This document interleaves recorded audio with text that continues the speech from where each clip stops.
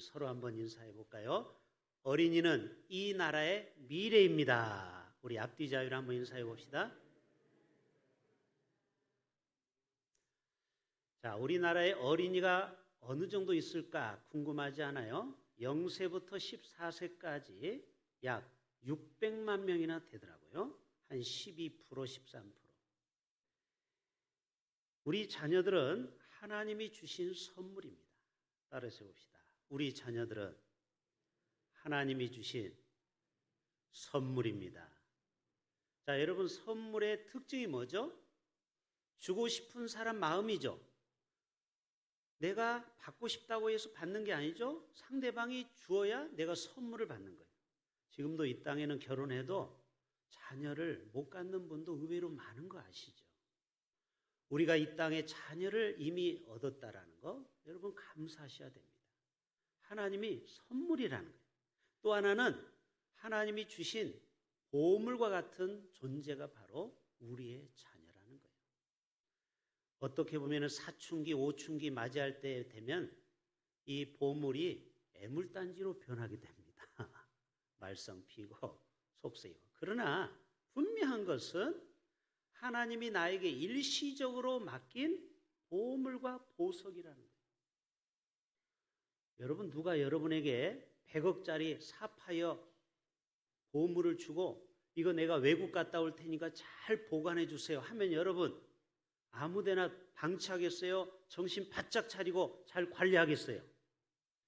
정신 바짝 차리죠. 이거 잘못되면 배상 물어줘야 돼요. 우리 자녀들은 하나님이 우리에게 그만큼 귀한 것을 맡겼다라는 거예요.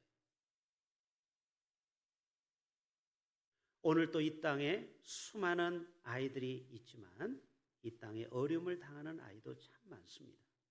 작년 위기 청소년 생활 실태 조사를 심층 면접을 해봤어요. 주로 이렇게 사회에서 문제를 일으킨 아이들. 근데 놀라운 통계가 나왔습니다. 그 아이들의 부모로부터 폭언, 이 언어폭력, 또 이렇게 손찌검, 폭행을 당한 자녀가 무려 76%라는 겁니다. 그러니까 문제 아이는 76%의 부모가 이 아이들을 학대했다라는 증거입니다. 오늘 특별히 어린이주의를 맞이해서 그동안 우리 자녀들에게 복음으로, 말씀으로 훈육하지 못한 거 있으면 오늘 다 반성문 쓰는 시간 되기를 바랍니다. 왜 아멘 안 하세요? 아멘? 저도 지금 반성문 쓰고 있어요. 이 어린이주일 때마다 저도 우리 아이들을 만약에 지금 늦둥이를 낳았으면 제가 정말 잘 키울 자신이 있거든요. 우리가 어렸을 때 애들 키우다 오면은 막 2년 터울로 애가 막 나오다 오면은 그때 30대, 40대 막 직장 생활하죠. 할 일이 많거든요. 그러니까 애를 돌볼 시간이 없었어요. 근데 여러분 아십니까? 강남에서 여유가 있는 아줌마들이 심심풀이로 50대 애를 낳습니다. 늦둥이. 그런데 그 아이들 중에 정말 똑똑한 애들이 천재가 많이 나온다는 거예요. 왜 그런지 아세요? 이 아이를 가졌을 때 부모의 그 정서적인 태도가 어떠냐가 중요한 거예요. 50대면요 사회적 안정을 갖는 거예요. 이해되시죠? 물질의 여유도 있어요. 마음의 여유도 있어요. 또 애를 실패한 경험도 있어요. 애를 좀 더 잘 키워야 되는데 내가 조금 이렇게 못 키울 때가 있잖아요. 그런데 이제 태어나니까 얼마나 잘 키우겠습니까? 그래서 여러분 이미 지나간 과거는 흘러갔지만 지금부터라도 우리의 자녀들을 신앙으로 믿음 안에서 잘 키워야 될 줄로 믿습니다. 여러분 오늘 나눠준 주보에 보면은 대한민국 어린이 헌장이 나와 있어요. 잠깐 읽어볼게요. 어린이는 나라와 결의 앞날을 이어나갈 새 사람으로서 그들의 몸과 마음을 귀히 여겨 옳고 아름답고 씩씩하게 자라도록 힘써야 한다. 첫 번째는 뭐라고 적혀 있어요? 어린이는 인간으로서 존중받아야 된다. 따라서 합시다. 어린아이도 인격체입니다. 우리 여기 계신 분들은 다 훌륭하니까 부모님들이 그렇지 않은데 가끔 어떤 가정에 보면은 어린아이를 물건 대하듯이 내 소유물 대하듯이 대할 때가 있다라는 거예요. 똑같은 인격체로 아이를 대하라는 거죠. 7번째, 굶주린 어린이는 반드시 먹이라는 거예요. 그리고 신체와 정신의 결함이 있는 아이는 늘 도와줘야 된다. 국가가 나서서 도와주라는 거예요. 왜 그래요? 어린아이는 나라의 미래이기 때문에. 할렐루야. 우리 교회의 미래는 누구입니까? 바로 비전센터에 있는 어르신들이에요. 따라서 합시다. 어리신 분들. 원래 어린이는 그 국어 문법적으로 어리신 분을 어린이로 줄인 겁니다. 그래서 우리 어린아이는 어리신 분이에요. 그래서 우리가 그만큼 어린아이에 대해서 존경심을 가져야 된다는 거죠. 예수님은 어린아이를 어떻게 대했을까? 만약에 예수님이 이 자리에 와서 설교하신다면 어떤 설교를 할까 궁금하지 않아요? 이런 말씀을 예수님은 하셨을 거예요. 내게 어린아이가 오는 것을 금하지 말고 용납하라. 예수님이 기적을 행하잖아요. 병든 자를 고치잖아요. 눈뜬 소경을 눈을 뜨게 하죠. 그러니까 사람들이 요즘 말하면 BTS처럼 팬들이 쫓아다니는 거예요. 우르르 우르르. 예수님만 가면 사람들이 소문 듣고 막 밀려오는 거예요. 그런데 애들은 키가 작죠. 안 보이죠. 그러니까 막 어른들을 삐집고 나오니까 야 애들은 가. 애들은 가. 그때 예수님 뭐라고요? 아니다. 애들을 데리고 와라. 애들 오는 것을 용납하지 말라. 여러분 오후 예배 때 보면 우리 손주들이 가끔 이 강대상에 올라와야 안 올라와요? 올라오죠? 그러면은 그 부모가 막 걱정돼가지고 쫓아가서 애를 내려오잖아요. 그럴 필요 없어요. 여기 와서 벌써 강단에서 대표기도 하려고 올라오는 거예요. 에? 우리 교회도 이제 오후 예배가 언젠가는 있게 되면 여러분 어린아이들 다 오후 예배 데리고 오세요. 걔네들이 가끔 설교하다가 여기 와서 저기 앉아도 괜찮아요. 아이고 애가 건방지게 목사님 자리에 앉네? 아니요. 우리의 미래는 바로 우리 어린아이한테 우리는 다 물려주고 언젠가는 이 자리를 떠나야 되는 겁니다. 아멘. 이 자리에서 은퇴 안 할 사람이 누가 있어요? 다 나이가 되면 언젠가는 은퇴를 해야 돼요. 그러면 누가 주인공이에요? 바로 우리 자녀들이 우리 교회의 주인공이 되는 줄로 믿습니다. 그래서 여러분 어린아이들이 강단에서 막 떠든다고 절대 혼내면 안 돼요. 아이고 잘한다. 그래 같이 목사님하고 거기서 놀아라. 이래야 돼요. 오늘날 사회는요. 저출산 문제로 심각합니다. 오늘 1부, 2부 기도하시는 장로님들이 다 기도의 제목 중에 하나가 바로 이 저출산 문제를 기도하셨어요. 맞아요. 옛날에 가정에서 소리가 3가지 소리가 나와야 그 가정은 축복된 가정이에요. 첫째는 어린아이 웃음소리가 그 가정에서 나와야 돼요. 그래야 대가 끊어지지 않는 거잖아요. 계속 애가 태어나야 되는 거죠. 두 번째로는 글 읽는 소리. 어린아이가 국어책을 읽고 성경을 읽으면 더 좋겠죠. 그리고 세 번째, 엄마, 아빠의 그 화목한 소리가 나와야 그 가정은 행복한 가정이 되는 겁니다. 거기서 막 싸우는 소리가 나오면 안 되겠죠. 우리나라는 0.81명의 출산율을 가지고 있는데 가까운 일본이 1.34명입니다. 옛날에는 우리가 더 어린아이를 더 많이 출산했는데 지금은 역전돼 가지고 일본보다 이 세상에서 가장 적은 출생률을 가지고 있어요. 그래서 요즘 결혼한 사람들이 딩크족이 탄생했습니다. 자, 앞으로 결혼할 두 팀 잘 들어보세요. 딩크족이 뭐냐? 결혼을 해서 맞벌이로 돈을 벌어요. 수입이 몇 배요? 더블 인컴이에요. 수입이 2배죠, 맞벌이가. 그런데 no kids, 아이는 갖기 싫어하는 거예요. 이게 이기적인 마음이에요. 준웅아, 보현 자매 잘 보세요. 상준이 잘 보세요. 소영이 수입은 2배인데 아이는 안 가져. no kids. 그래서 첫 글자 이니셜을 따서 DINK, 딩크족이 돼버린 거예요. 여러분 우리 예수 믿는 사람은 절대 딩크족이 나오면 안 될 줄로 믿습니다. 예수족이 나와야지 딩크족이 나오면 되겠습니까? 들어가도 돼요. 제가 이제 결혼할 사람들을 대상해서 물어봤어요. 이제 3명 꼭 낳아주면 좋겠다. 요즘 출생률 때문에 국가가 위기다. 그런데 대부분이 뭐라고 합니까? 목사님, 모르는 소리예요. 요즘 사교육비가 얼마나 많이 드는데요. 사실이거든요. 그런데 제가 사교육비를 한 방에 해결할 수 있는 말씀을 제가 5구절을 소개하고자 합니다. 잘 들어보세요. 자, 잠언의 1장 7절 8절이에요. 여호와를 경외하는 것이, 따라서 합시다. 여호와를 경외하는 것이. 사교육 안 가도 된다라는 거예요. 그렇다고 여러분 학원을 다 끊으라는 게 아니고 굳이 우리가 비싼 돈 주고 꼭 과외를 해야 되느냐 이 말이에요. 우리가 정말 여호와를 경외하는 것을 가르치면 아이에게 하나님의 지혜가 임하는 줄로 믿습니다. 여호와를 경외하는 것을 가르치면 지혜의 근본을 얻는 거예요. 하나님은 지혜의 근원인 줄로 믿습니다. 제가 학부를 나온 엑츠 대학원에 한 분의 간증을 들어봤어요. 거기 아시아연합신학대학 대학원은 영어로 강의를 합니다. 국제학교이기 때문에. 그런데 신입생이 50명이 오면 졸업하는 사람은 15명밖에 안 돼요. 왜 많은 사람이 떨어질까요? 영어가 안 되니까. 영어로 수업하고 레포트를 영어로 내야 되고 리딩, 책을 영어로 읽어야 되고 이거를 또 썸머리 하는 것도 영어고 전부 다 영어예요. 그래서 15명만 졸업하고 35명이 다 떨어지는 거예요. F를 맞아서.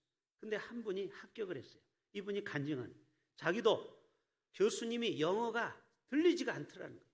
이 책을 읽어도 하얀 건 책이고 검은 건 글씨인데 안 된다. 그래서 에스겔 골짜기 올라갔대요. 무슨 골짜기? 에스겔 골짜기. 거기 그 선지 동산에 기도산이 있어요. 거기가 우리가 이름을 지어놨어요. 선배들이 에스겔 골짜기다. 거기서 우리가 철야를 참 많이 했거든요. 저도 거기서 결혼을 위해서 얼마나 기도한지 몰라요. 그런데 영어가 안 들리니까 하나님 나에게 지혜의 영을 달라고 영어가 잘 들리고 스피킹이 잘 될 수 있도록 기도했는데 세상에 어느 날 수업을 듣는데 영어가 그동안 안 들렸던 히어링이 들리기 시작했더라는 거예요. 그래서 이분이 마지막 졸업반 다 하고 졸업을 하게 됐다라고 간증을 하는 거예요. 여러분 오늘 또 기도할 때 하나님은 우리에게 지혜의 문을 열어줄 줄로 믿습니다. 우리 자녀들이 그 좀 안 열린 그 전두엽이 열려야 됩니다. 그 돌머리가 황금머리로 바뀌어야 된다라는 거죠. 자, 우리 다니엘서 1장 한번 같이 볼까요? 다니엘은 지혜가 10배나 많다고 해요. 시작!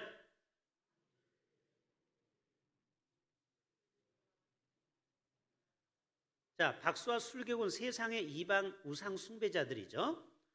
여러분 세상에 똑똑한 사람 많죠. 그런데 우리 예수 믿는 사람이 왜 저들보다 지혜가 부족해야 됩니까? 우리가 정말 다니엘한테 배우셔야 돼요. 다니엘은 하루 3번씩 이 창문을 열고 고국 예루살렘을 향해서 기도했다고 했어요. 그때 하나님은 다니엘에게 지혜를 주신 줄로 믿습니다. 그래서 그 백성들보다 포로로 끌려왔는데 10배나 더 지혜를 하나님이 주신 거예요. 자, 솔로몬도 마찬가지. 왕상 3장 다 같이 시작. 내 말대로 하여 내게 지혜롭고 총명.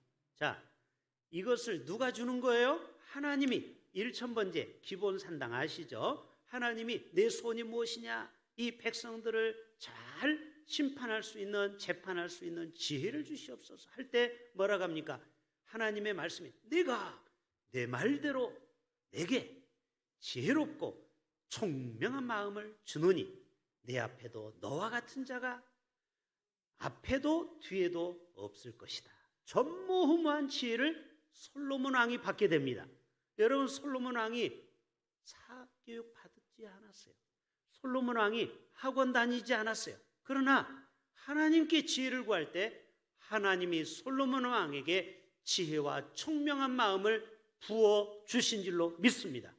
그래서 여러분 손주들 있으면 손 넘고 기도해 주세요. 우리 장로님들, 권사님들이 우리 손주 IQ 200이 될지어다.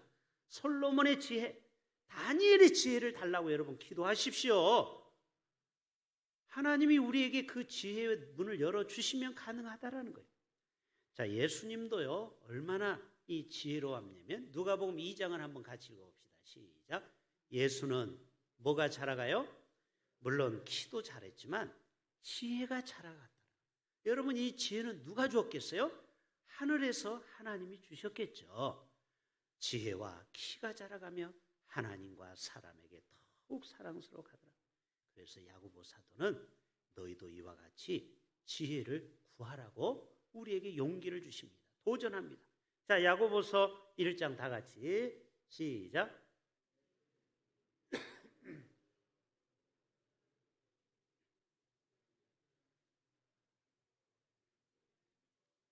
자, 자녀를 왜 못 낳느냐? 사교육비가 많이 든다. 지금 그 얘기를 하다 여기까지 온 거 아십니까? 우리의 자녀들을 학원만 보내지 마시고 지혜가 부족합니까? 혹시 영어가 부족합니까? 수학이 부족합니까? 하나님 앞에 후회 주시고 꾸짖지 아니하시는 하나님께 여러분 얼마나 우리가 구해 받습니까? 한번 솔직히 우리 대답해 보세요. 우리 자녀들 머리 나쁘다고만 타박하지 말고 우리가 정말 우리 자녀가 지혜로운 아이고 커가기 위해서 우리가 얼마나 금식하고 하나님 앞에 부르짖어 봤습니까? 하나님은 꾸짖지 아니하시고 후히 주시는 하나님께서 지혜가 부족한 자녀가 있습니까? 학원만 보내지 마시고 하나님께 지혜를 구하시면 우리 자녀가 어느 날 갑자기 지혜의 문이 활 열리게 될 줄로 믿습니다. 바로 이것이 우리에게 주시는 은혜의 말씀이에요. 여러분, 우리 자녀를 그렇게 학원으로 뺑뺑이 돌리면은요, 요즘 아이들이 학원에 가니라고 운동장에서 노는 아이가 별로 없다고 그래요. 한번 여기 운동장 한번 가보세요. 애들이 그 과목 외 시간에 운동장에 노는 아이가 없어요.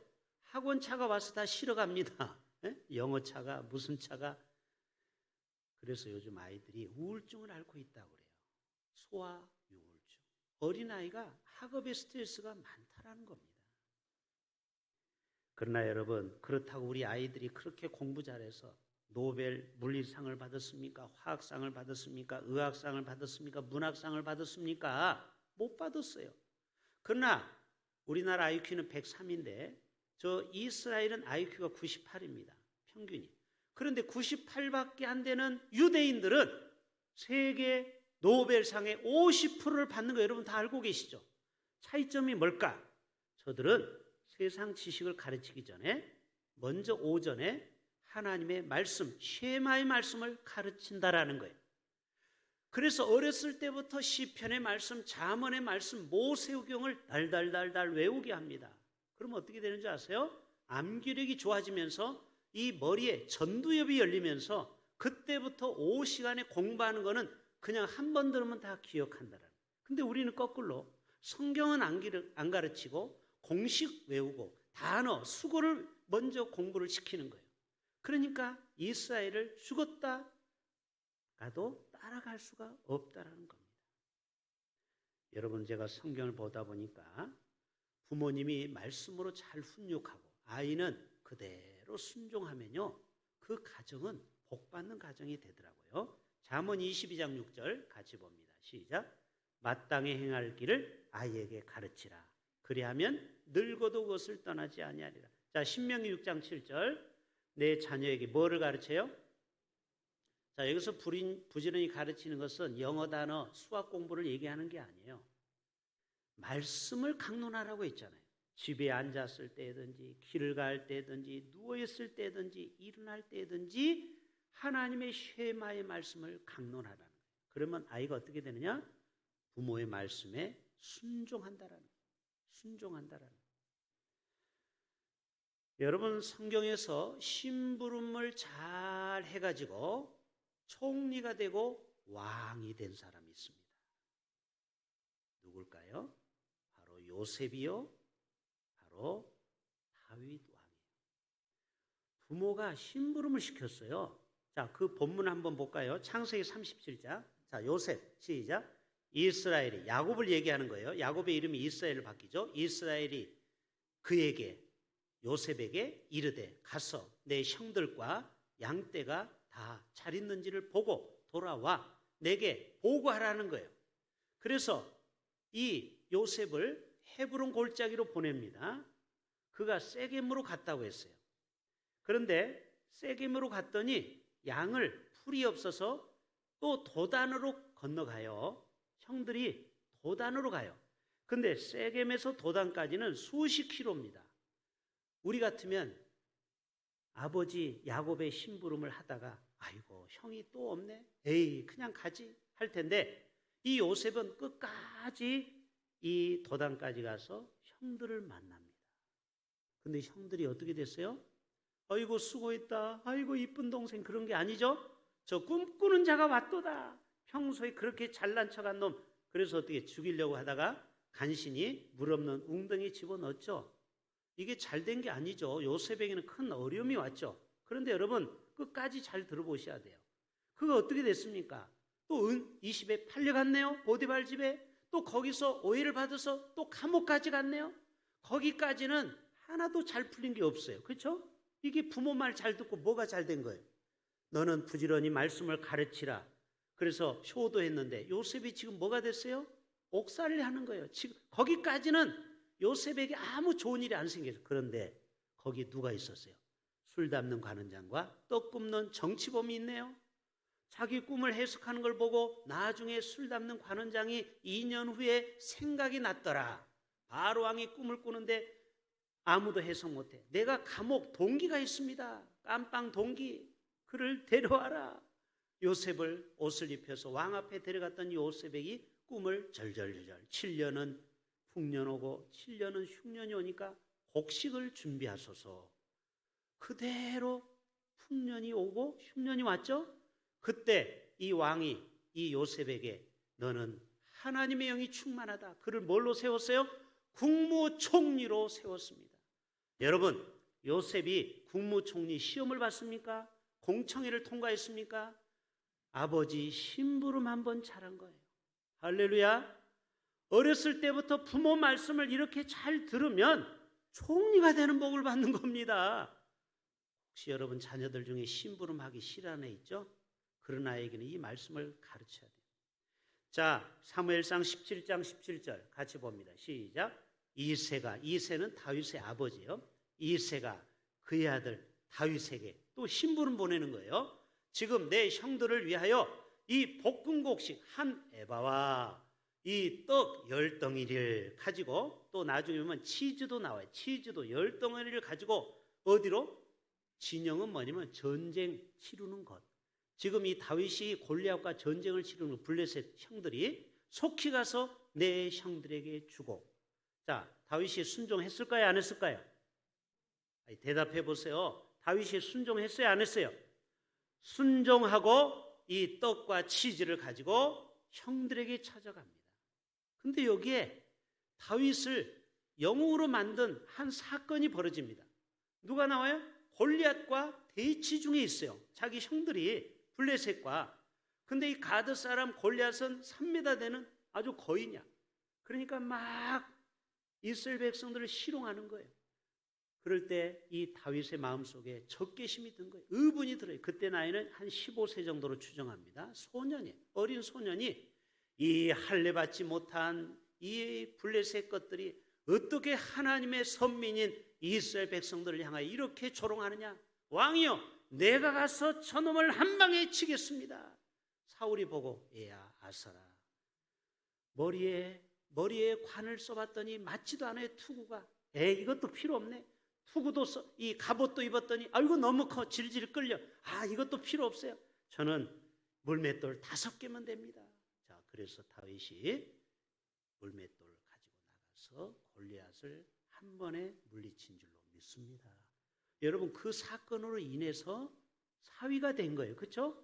이 블레셋으로부터 건지는 사람을 자기 딸을 주겠다고 이 상금을 걸었거든요. 상도 받고 며느리도 이 딸도 아내도 없고 그리고 그 다음에 이스라엘의 왕이 되는 복을 받게 됩니다. 이게 뭐예요? 그 그 아버지의 이세 말에 순종하고 심부름을 잘했다라는 거예요. 여러분, 우리의 가정이 이렇게 부모와 자녀 간에 순종과 소통이 잘 되기를 축복합니다. 자녀에게 너 이렇게 해라 저렇게 해라 하면 yes sir, 알겠어요 아빠. 아빠가 나 잘 되라고 하는 거죠. 엄마 말씀 잘 들을게요.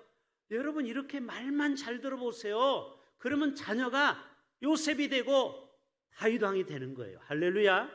바로 이런 가정이 되기를 축복합니다. 감리교의 창시자 요한 웨슬러의 어머니 수산나의 이야기 여러분 잘 아시죠? 이분은 무려 자녀를 19명을 낳습니다. 몇 명이요? 우리 교회는 4분이 남분이 최고 많은데 19분을 낳았어요. 그래서 이 웨슬레가 나중에 책을 보면은 자기는 늘 엄마가 항상 배가 불렀다고.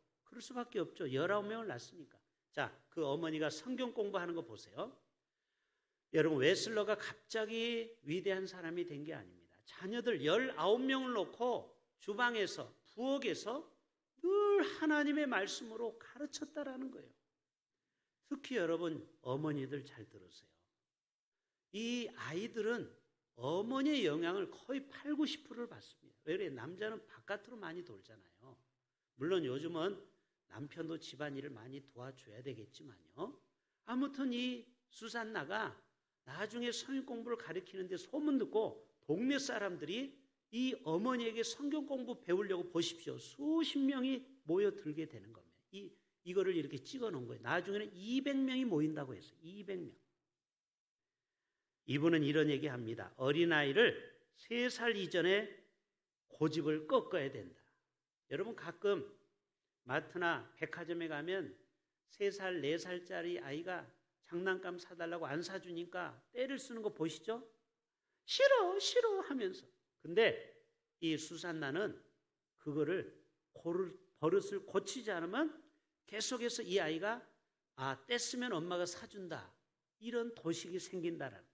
그래서 철저히 3살 때부터 이 악습을 끊게 교육했던 사람이 바로 수산나였습니다. 그리고 모든 약속은 엄격히 지켜라. 그리고 똑같은 일로 인해 2번 벌하지 않는다.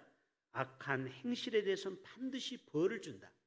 이런 10가지 철칙이 있어요. 그런 교육 이념을 가지고 19명을 오늘날 위대한 하나님의 사람으로 키웠던 것입니다. 이분의 주장은 모든 교육은 어렸을 때 결정된다는. 여러분, 심리학에서 6세 이전에 사람들의 모든 결정이 85%가 결정이 된다는. 우리 자녀들의 성격, 성품 이런 게 6살 이전에 85%가 다 이미 결정이 끝난다는 거예요. 그래서 우리가 조기 교육이 그만큼 중요한 것입니다. 기도하는 틀, 예배하는 틀, 사랑하는 틀, 섬길 줄 아는 틀을 어렸을 때부터 우리 아이들에게 가르쳐야 된다는 것입니다. 철학자 소크라테스가 늙고 병들었을 때 제자들이 부탁했어요. 선생님, 마지막 숨을 거두기 전에 우리에게 뭔가 한마디 좀 멋진 우리에게 교훈을 주십시오. 할 때 자기가 눈을 감으면서 이렇게 말했다고 합니다. 아테네 산 꼭대기 올라가서 시민들을 향해서 내가 외칠 테니까 너희는 거기로 모여라. 그래서 거기에 사람들이 모였을 때 이렇게 말합니다. 사람들이여, 자녀들에게 땅과 건물과 재물을 남겨주지 말고 이 자녀들이 이 땅에서 어떻게 살아갈지를 바른 교훈을 가르치시오. 우리로 말하면 하나님의 말씀의 교훈을 아이들에게 유산으로 남겨주라는 것이죠. 오늘 이 예수님이 어린아이를 향하여 우리에게 2가지의 교훈을 줍니다. 자, 오늘 3절 한번 18장 3절 한번 같이 볼까요? 18장 3절 같이 봅니다. 시작. 이르시되 진실로 너희에게 이르노니 너희가 돌이켜. 따라서 합시다. 돌이켜. 지금 어른들에게 한 말이에요. 제자들에게. 우리들에게 한 말이에요. 우리들은 어린이 주일을 맞이해서 이 시간 생각을 좀 돌이켜야 됩니다. 돌이키다라는 것은 뭐예요? 생각을 바꾸라는 거죠. 변화를 가지라는 거죠. 체인지. 너희는 반드시 돌이켜. 뭐가 되라? 어린 아이들과 같이 되지 아니하면 결단코 천국에 들어가지 못한다. 어린아이는 순수한 마음을 이야기하는 것이죠. 그리고 어린아이는 겸손한 마음을 얘기하는 거죠. 그 다음 말씀에도 그런 말씀이 있죠. 누구든지 어린아이같이 자기를 낮추는 사람이 천국에서 큰 자니라.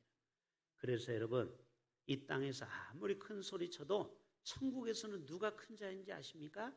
어린아이처럼 순수하고 영혼이 맑고 깨끗하고 그리고 겸손한 삶을 살았던 사람이 천국에서는 가장 큰 상을 받는다라는 거예요.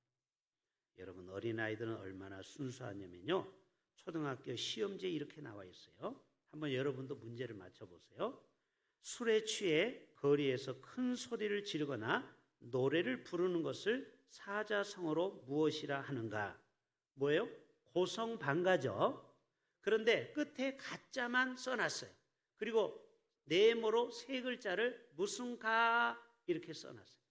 근데 어떤 아이는 이러한 답을 써가지고 선생님이 웃을 수밖에 없어요. 아빠인가?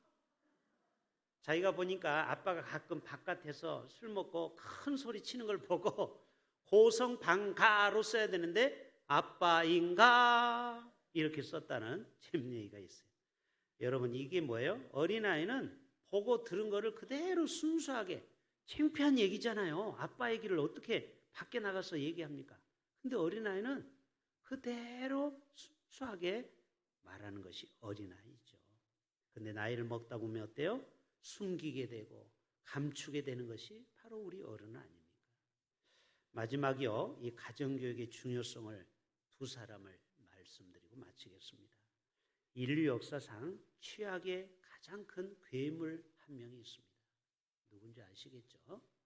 인류에 600만 명을 죽인 살인자가 있어요.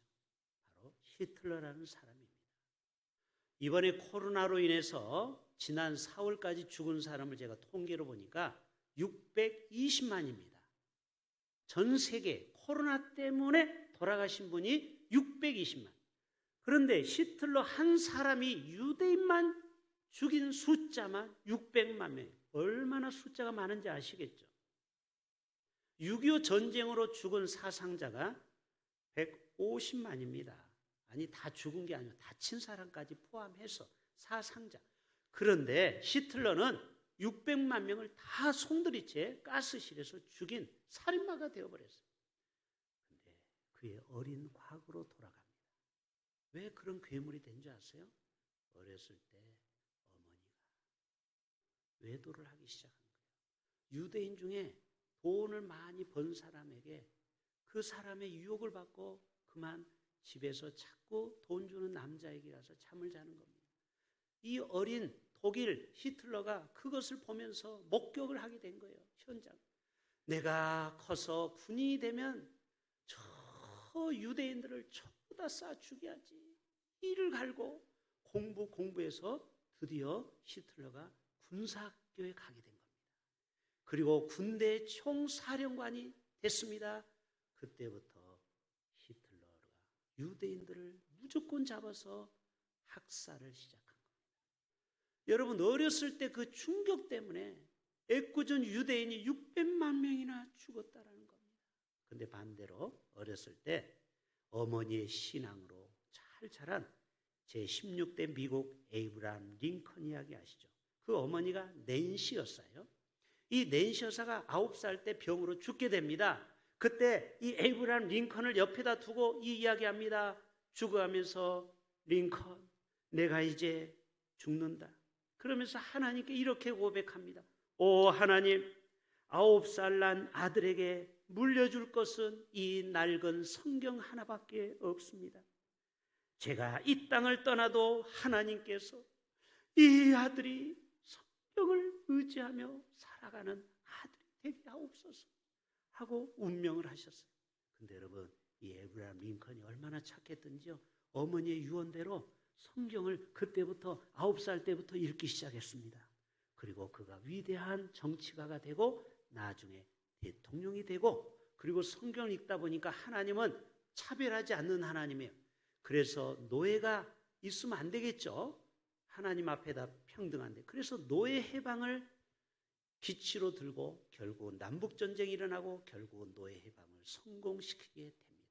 바로 이것이 어떤 어머니 밑에서 자랐느냐가 그 자녀의 미래가 결정이 된다는 거예요.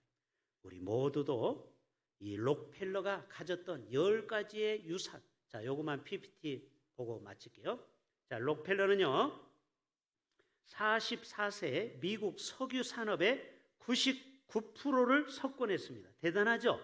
44살에 미국의 모든 석유 산업의 99%를 자기가 자기 손에 넣었어요. 그러니까 얼마나 부자인지 알겠죠?